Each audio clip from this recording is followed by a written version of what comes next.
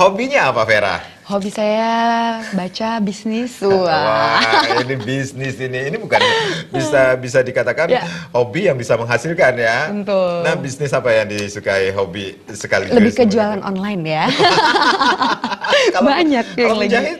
menjahit, bisa sedikit-sedikit ya. Sedikit ya, tapi bisa kalau ditekuni bisa Ya. menjadi apa ya, bisa dikatakan main jobnya di bidang usaha ini ya.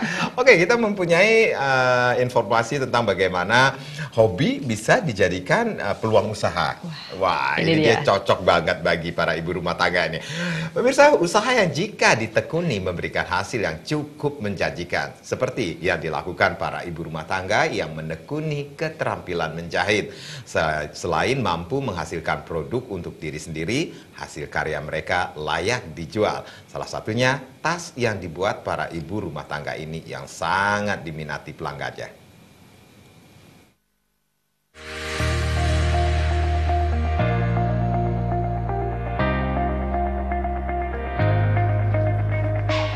Tas merupakan salah satu kebutuhan yang cukup penting, khususnya bagi kaum perempuan.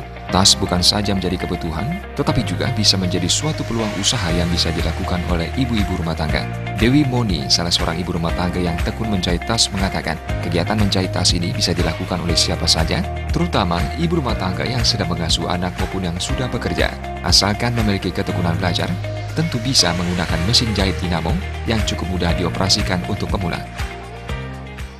Kita kerjakan sekarang ini ya kegiatan menjahit tas ya, peluangnya sangat besar sekali karena ini bisa diambil oleh siapa aja, terutama ibu-ibu yang sambil ngurus anaknya di rumah, atau biasanya nih ada ibu-ibu yang sudah sering bekerja jadi wanita karir, ingin menambah skill baru karena seringnya keterbatasan waktu, pingin mengurus anak di rumah juga, jadi dia pingin tetap menambah kegiatan di rumah, bisa sambil belajar menjahit.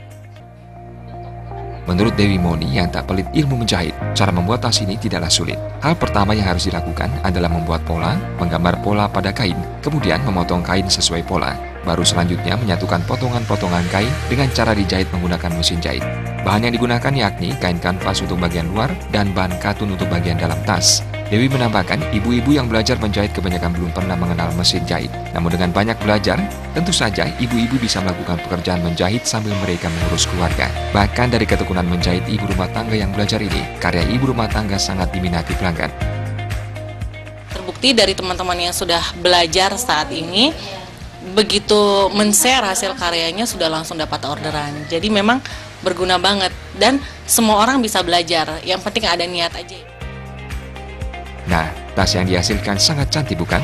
Kegiatan menjahit bagi ibu rumah tangga ini menjadi kegiatan yang sangat positif untuk memberdayakan kaum perempuan khususnya ibu rumah tangga. Selain mengurus rumah tangga dan anak, mereka juga memiliki keterampilan yang hasilnya cukup menjanjikan saat ini. Pera Widya, Bali TV.